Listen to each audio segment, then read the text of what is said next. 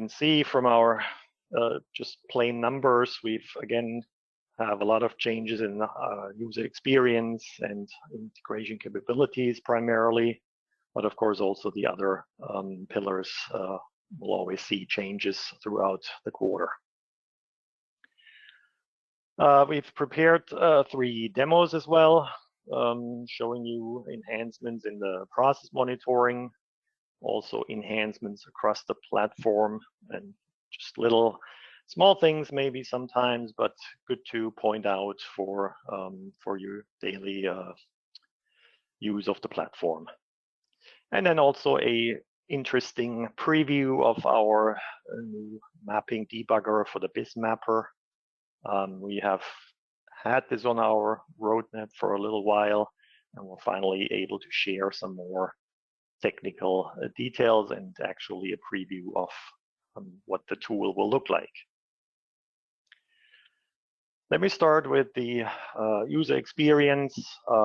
What have been our changes now in the last quarter? In the process monitoring, we've again made progress on providing you better monitoring for different process status. It has been somewhat challenging in the past with the functionality to determine processes in status failed or in a aborted state. So we've extended that and hopefully made it more usable for you. We've added better capabilities for asynchronous search and process actions. That, of course, is important for working on processes in bulk so that you're able to search for those and perform actions on thousands or tens of thousands of processes without actually interrupting the remainder of your tasks and then coming back to it later.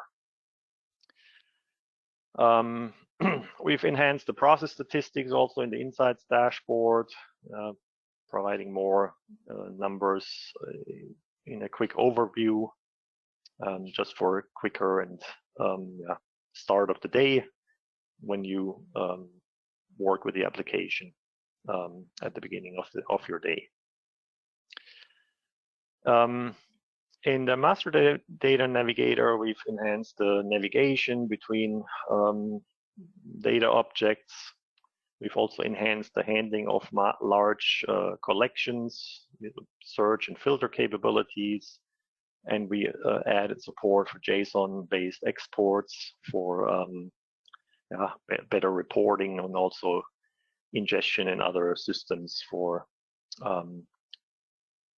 master data record keeping. In the control center, we've added process engine controls so that you can start, stop, pause the processing as you were able in the legacy front end. And then finally, for the API management, we've added configurable monitoring interval for the API gateways. So how often the API gateways push their monitoring data to the central management. And we've made adjustments and enhancements for the variable support in the request query parameters.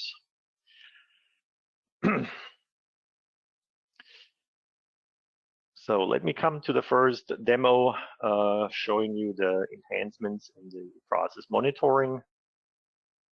I will switch over to our demo system, opening the process monitor. I've already have the standard view of started processes open. You are familiar probably with this view, with these views, and with managing favorites in here and searching through processes from the searches here.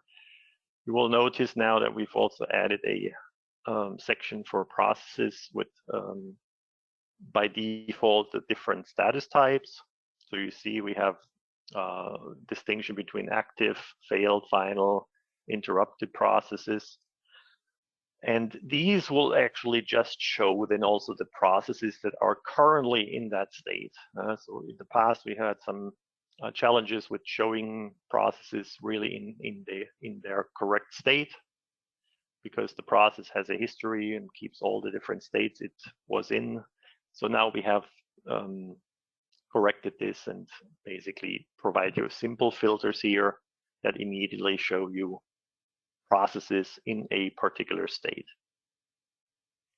You can also add, again, additional favorites here when you change searches here, or want to save one as a favorite, want to share it with a colleague. So that is also possible straight from here.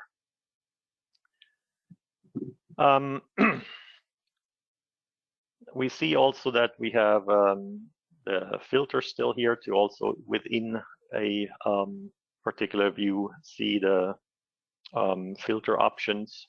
So for statuses, for processes in failed state, we can filter by the reason.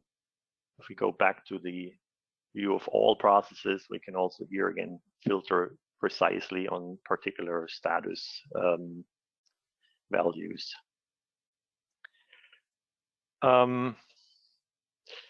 Yeah, so from here we can now also perform our usual actions and see all this information.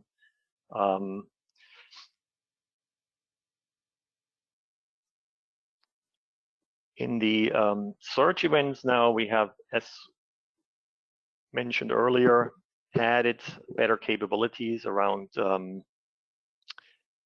asynchronous search. So instead of searching everything live in the system like we have in these views, so if I, for example, use something like the initiator as a criteria here for my search, so file controller, I can perform this search live on the system. Instead of doing that, I can also do it asynchronously. So when I open the search mask, that also helps me define my search criteria. I have now the option to either search live or search in the background. So searching in background will start a new search result. We can name this result specifically and apply this. So when we now switch to the search results, we see here we have this as a asynchronous job that runs in the background, creates a search result, gives you an overview who owns this and how many processes are actually in there. And this search result is now basically static. So it doesn't change when you open it. It doesn't repeat the search. It has a static list of processes collected, and you can now perform actions on these processes, again, in a asynchronous manner in the background. So this allows us to really save a list of results, processes that we want to operate on or perform actions on at a later time. Maybe we need to go back to a partner to clarify things. We can then come back to this list, perform actions on some or all of these processes. So I can mark them all and perform a action like acknowledge or restart in this case, but I can also just pick a few. I can even change this search result and say these three actually don't matter for my current action. I want to remove these. So this changes the list, the result list, and brings it down from 360 to 357. And now I can still work on the remaining ones. Let's say I can acknowledge these.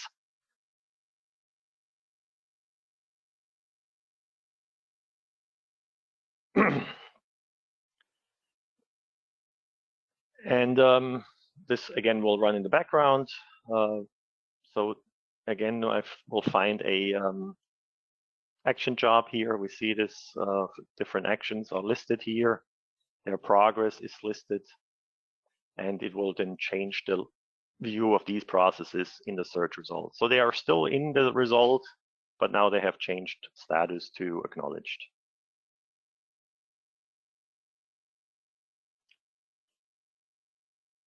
yeah, so this helps us, yeah, as I said, operate on large data sets, have these running in the background, and then give you the option to view the progress on it, on a particular action, and yeah, come back to your search results at any time and keep working on these.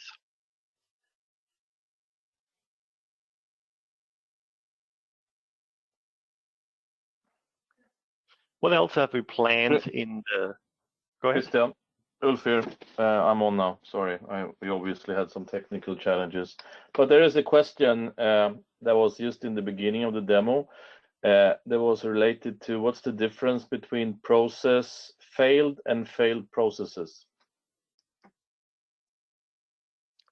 I think once just when you the started. failed processes view, yeah, this is another timeline. I think this is still present from the earlier development. I'm not sure that we will keep this, or if there's actually a reason to keep this, since we have this now separately as a filter here. We'll have to see if this still makes sense to present both of these going forward. Yeah, true. Okay, cool. Let's continue. Thank you. So yeah, as we said, what else is planned in the area of user experience? Very important migration we're doing internally is our global help center. We're introducing a new online help system. So we're migrating our documentation from what you know are primarily PDF documents delivered with the application. We're modernizing this help system and moving all the documentation into online help system, better search capabilities then rather than searching within the PDFs. It will have a global search across all documents. Yeah, better, more modern presentation of the documentation in the application itself. In process monitoring, we will further enhance the search wizard. We'll add the capability of excluding values from the search, so the negative or not search. And we also want to add better auto-completion help for the search wizard. In the master data navigator, we have planned to allow building templates, for example, for AS2 master data or FTP master data with certain preset default values. So rather than relying on our standard defaults for an AS2 address, you can then define a new template that better fits your organization and use that as the default for whenever a user creates a new master data object. I have this here, BIS Mapper, the advanced debugging support. We're still working on this. As I said, we have a demo for showing you some of the first milestone here. In the integration capabilities, what have we released here recently? The file transfer server that was released, I believe, in the last quarter, now has received new protocol level policies, so it can better manage file transfers by file name, denying or allowing certain file name patterns, also checking file sizes and IP addresses of the clients uploading to the server. The file transfer agent, the successor of our BISLink, has been released, so it's also ready now to be used and rolled out in conjunction with the file transfer server. In the HTTP client, we've added support for custom token authorization. It's basically a mechanism that allows integrating custom API calls to retrieve and refresh authorization tokens into the HTTP client framework, so that the framework handles the refresh and caching of tokens, and behaves basically similar to the standard OAuth or other authorization mechanisms that we've already supported in the past. In the HTTP listener, we've added support for TLS client authentication behind a TLS terminating reverse proxy. What does that mean? In many cases, the TLS communication is not directly passed through to the BIS HTTP listener. Instead, the reverse proxy terminates the TLS session. But then for authentication with client certificates, it is necessary to pass through some information to enable the HTTP listener to authenticate those clients. And finally, in the BIS mapping runtime, we've introduced a granular message processing control. So it's basically able to control from the process which messages within the attachment are actually processed. So basically a better control, process side control of the mapping and its message input and output. We've also added settings there for the REST API call to allow retries and manage the retry interval and the number of retries better. Yeah, so let us have a look at the BIS mapping debugger. As I mentioned earlier, it is a preview of the capabilities and gives us a first insight into what the tool can do. Realizing I hadn't started it yet, do that. BIS MD, our snapshot. So this looks a little bit different from what you normally see when you install our mapping designer. It is a demo version for internal use currently.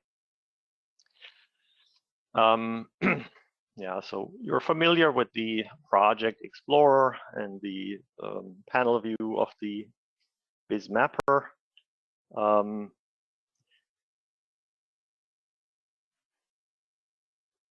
In the new debug view now that we have introduced, we are able to load a map execution as a debug image in a way. So this can come from a BIS server. When the debug information is collected there, it can also come from your local BIS mapper. It is a self-contained file that contains all the information necessary to debug the mapping execution. So it has the source and target file information as well as the mapping code to be able to step through and debug a map.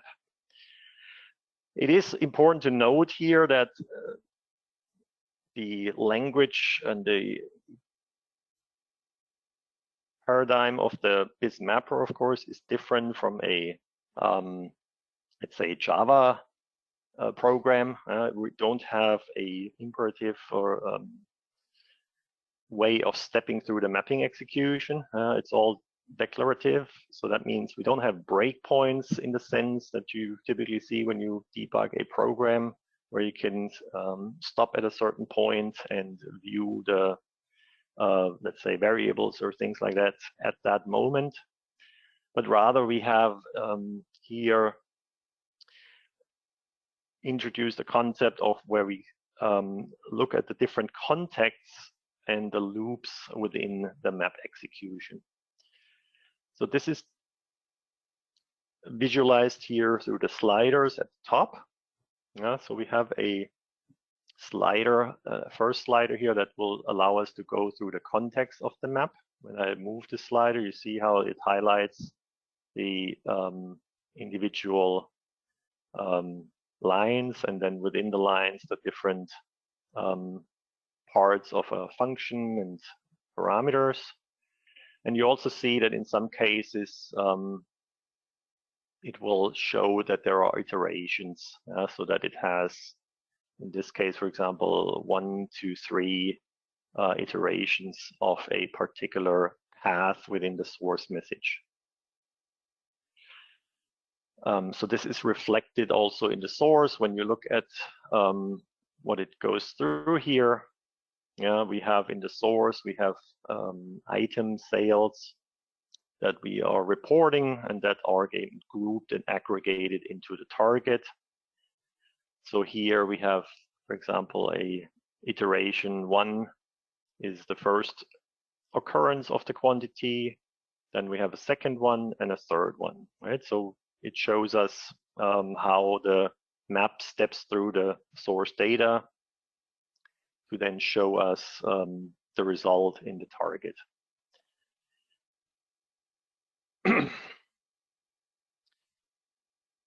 So the map debugger will allow us to look at both the source and the target information, what has been filled out and where does this information come from. If I open up the target view, I can synchronize that with the mapping source. So you see how it shows me, like for every step here and every value in the target, it shows me the location in the map source where this comes from.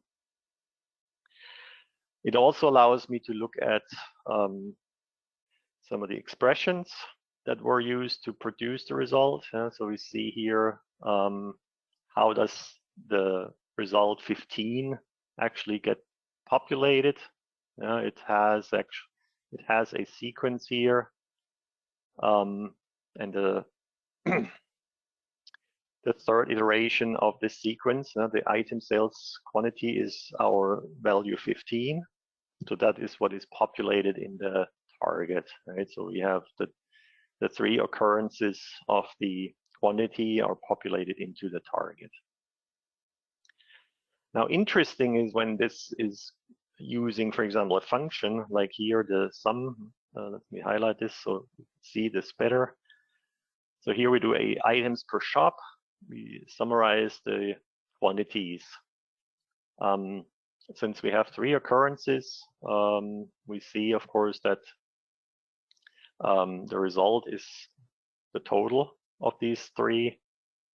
So when we look at the source and highlight the line here, we can see by the pop-up already that it collects 3 occurrences into the sum. The 22, 12, and 15 equals 49. So we see this happening here in our little pop-up in the code. We also can look at this again in the expression. So the expression result 49, how does this come to pass? We have a function here, sum. So the sum of these values. The nested expression is that we pull match the quantity. And what are these? The 3 that we grab here are, again, the values 22, 12, and 15. So these sequence of these 3 values is passed through the function sum, which then results in our value of 49. So this allows us to view and visualize how the map creates the output. It also gives us option here for a full text search, which is nice. We can search, for example, for the country code. I believe there's German and Austria in here. So if I look, for example, for GER, we see here that it filters this now. And when we step through, we see it how does it get to the result, right? Through the route, the report, the countries. Within the countries, we have the grouped items.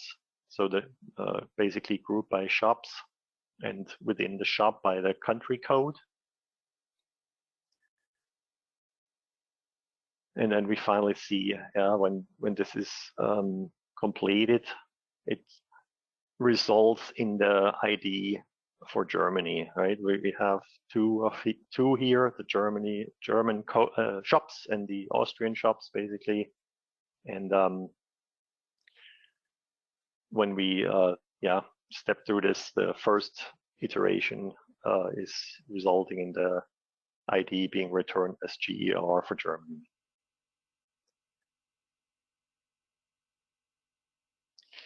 So this is, as I said, it's a start for the map debugger. We, of course, will add more functionality here, specifically around researching error conditions and providing more functionality to try and find information that is missing, that allows you to inspect errors more clearly, and help yourself in the developing mappings and understanding the output and what cases produce certain error conditions.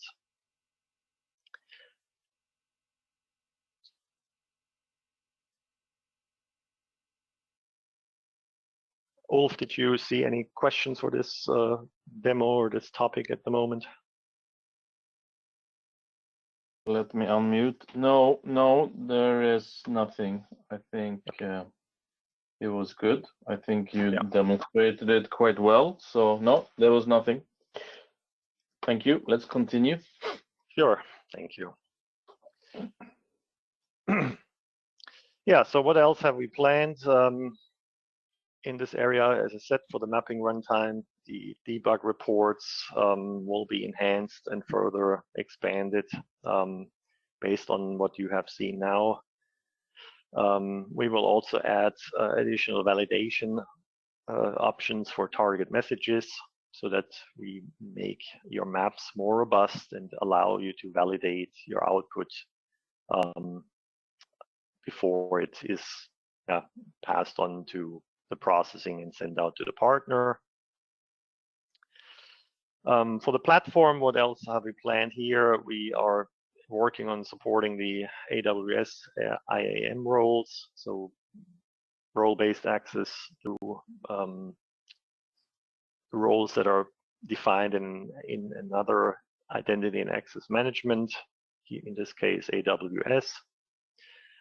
We're also extending the platform for further hardware security modules for other integration scenarios. And finally, in the connector area, we are adding a WebSocket client and server adapter. The server side is already in early stages preview that allows us to handle incoming WebSocket connections. And then we're also adding a client capability to establish outgoing WebSocket connections from the platform. And of course, we are continuing research and implementing new connectors as they are requested by our users.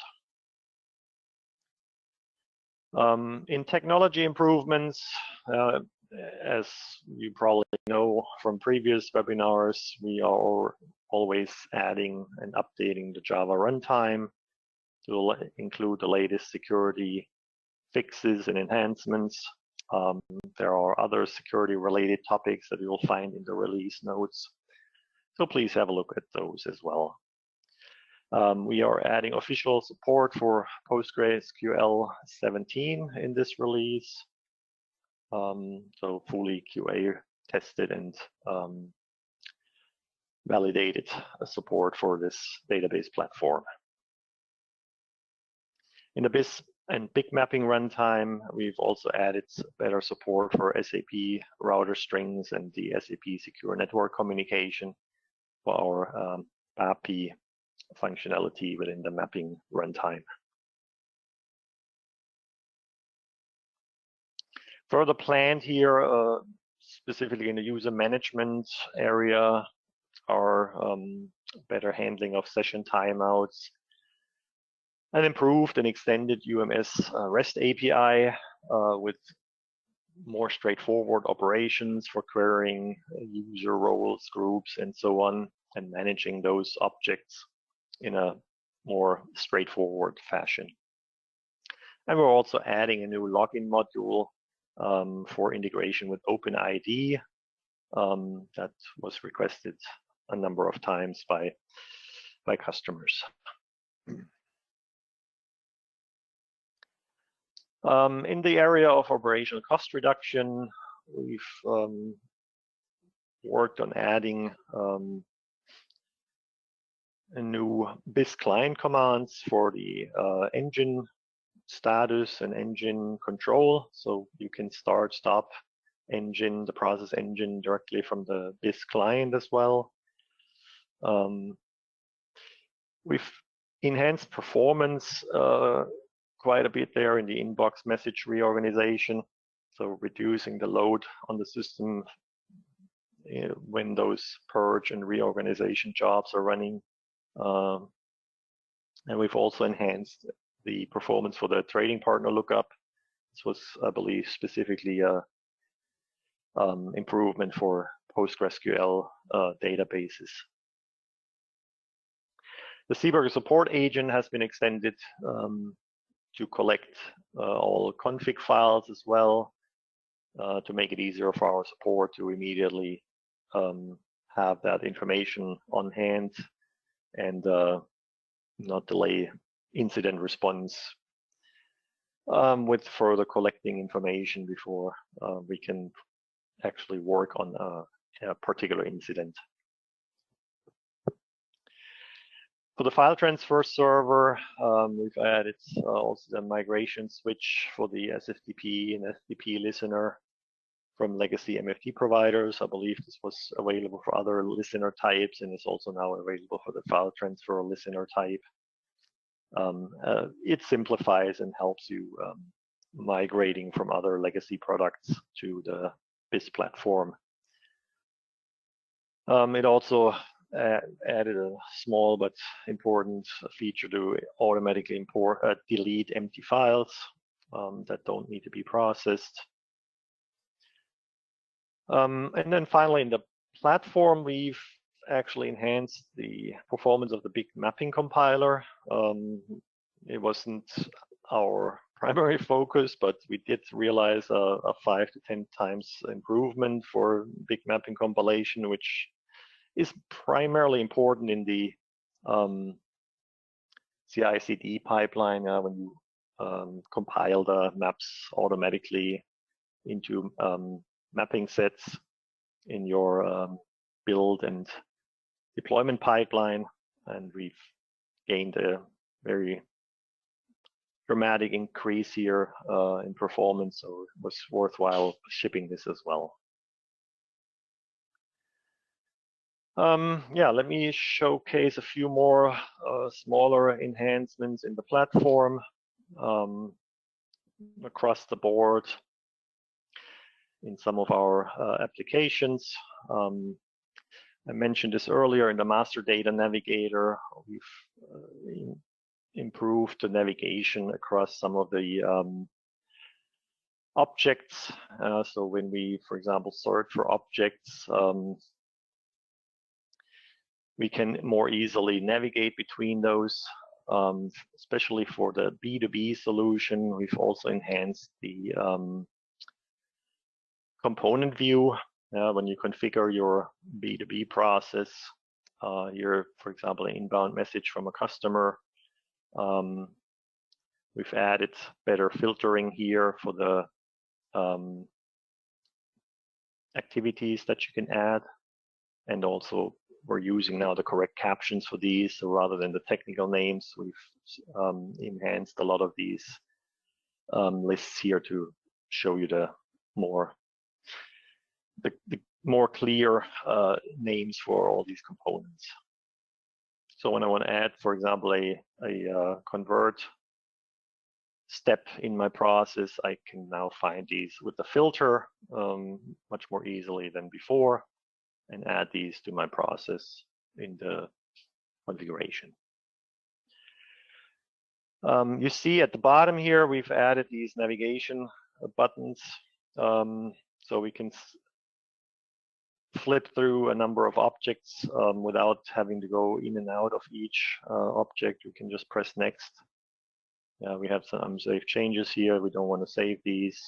I can basically step through the objects more easily. And depending on what the object is, it will show me the form and switch between the different visualizations. So I can go through a list of objects more quickly.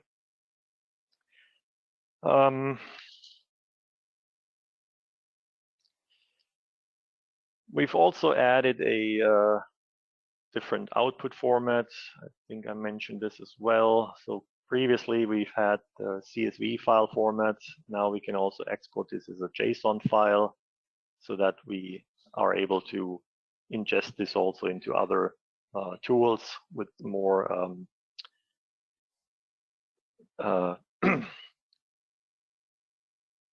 easily to ingest in the key value format of a JSON file than a CSV file.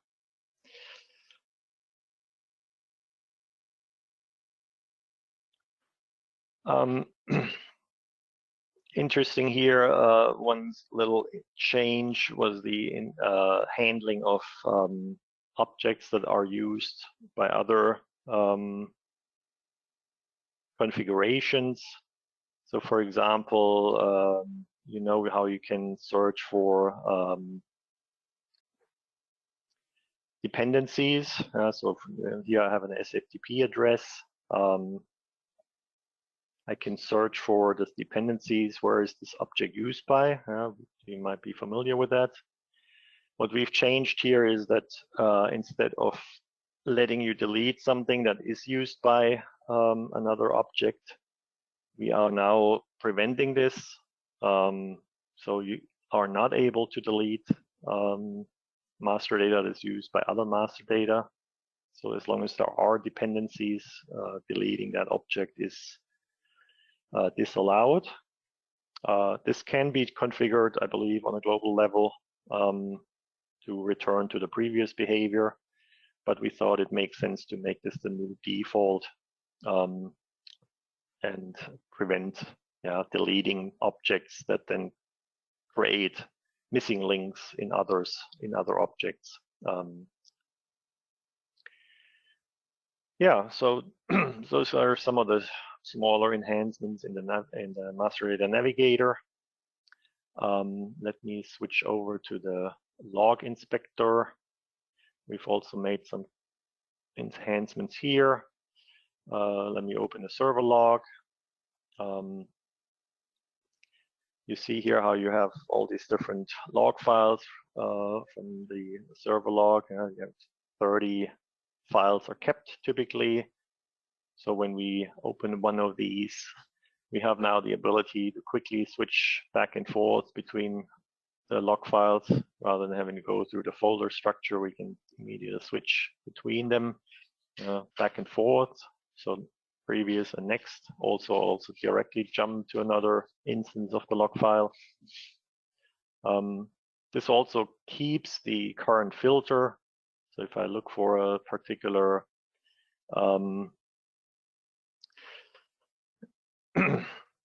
a log text and filter by this. So if I now switch between log files, it will also keep that filter across the log instances. So it makes it easier to browse through quickly and search for particular log messages. In the control center, we've made some enhancements coming also with the new file transfer server and the file transfer server agent. We have now a new section here for the file transfer server agents. So this allows us to view the different agents that are connected to our environment. So similar to the, I believe, BISLink manager in the past, this shows us the status information for different BISLinks connected to the central BIS platform. And yeah, as you see, we have one connected, one is in status unknown. We can then view also some of the details here. See, for example, the software version of the agent, its status, when it reported last. We can see some of the system information, what are the host names, what platform is it running on, what was the processing done currently, and what hotfixes are installed on this agent. So a quick overview of the status of these. We have a new section also for the processing management that is similar to the process engine control that we've introduced on the command line. This also now allows us to manage the processing of the engine, the process engine, directly from the UI. So similar what you had in the old front end, you can now also pause and resume processing of individual process engines directly from here.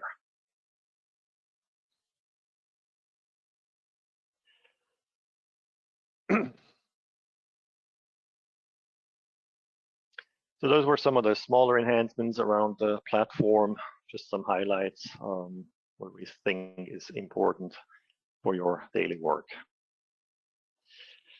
What else have we planned in the master data navigator? Yeah, we mentioned this already, the default values that you can create for master data objects, to adjust this to your own organizational needs. In the platform, we've added some options to disable payload storage for the gateways, to reduce storage requirements for the gateways. We're adding capability to migrate tenants from one system to another, or also from one logical system to another. This is certainly important for migration scenarios, either on-premise or on-premise to the cloud, or even within the cloud with our own SEEBURGER cloud, to be able to move tenants around between different systems. And we're also working on a visualization of the audit logging information, so that we have a central tool to view and review the audit information that is collected by the different applications. In the deployment models, we have recently released better support for the index creation during the database migration. We allow now certain indexes to be created at a best effort, meaning that if the index creation takes a longer time or times out, that it will not prevent the system update to move forward. We see this in large database installations, that index creation can take a long time. If there's a lot of data present in the database table, then it also typically takes time to create a new index on a particular column or column combination. So this best effort approach allows us to repeat the index creation or defer the index creation, so that it doesn't prevent a normal application update from going through. We've introduced a maintenance mode for the process engines, so that we can put these into maintenance mode and make configuration changes and such without impacting the processing at that time. We've added and enhanced the rolling update with resource deployment.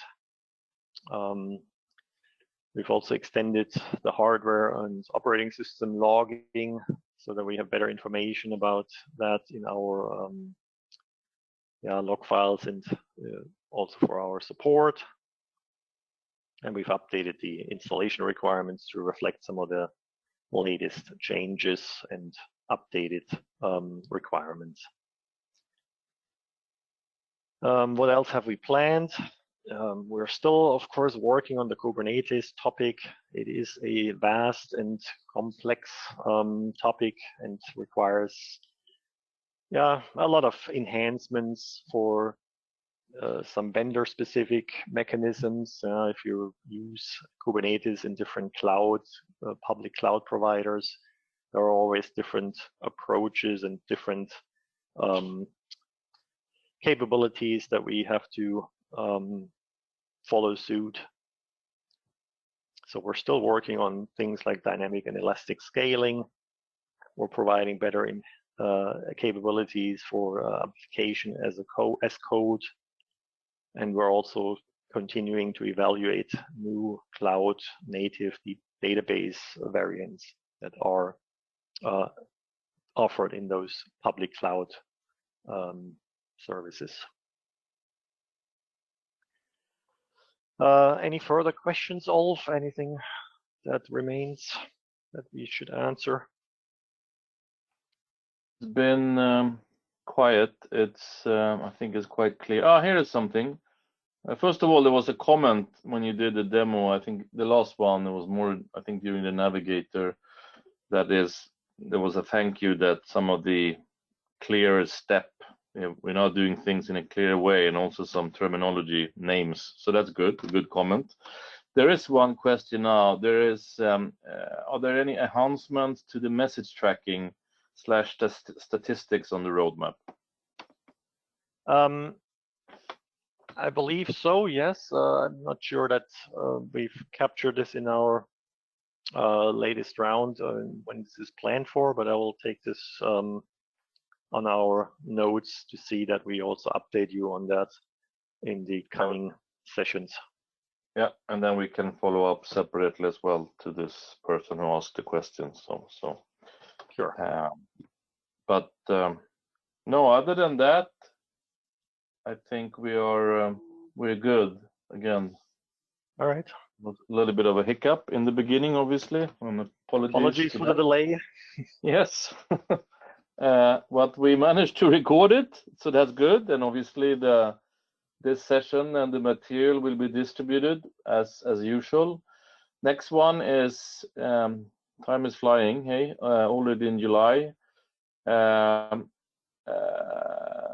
Planned for July 23rd. I know that many of you have signed up already, so we appreciate that. Looking forward to that session. And yeah, I think if you haven't, and if you're not signed up with the community, please do. I think it's a wonderful opportunity to share experience with peers, folks in other industries, doing the same thing, doing different things, utilizing the platform for various use cases. Always good to share examples and experience.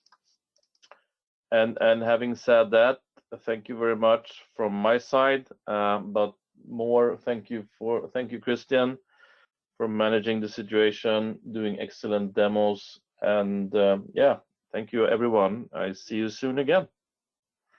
Thank you all. See you at the next webinar. Bye-bye. Bye all.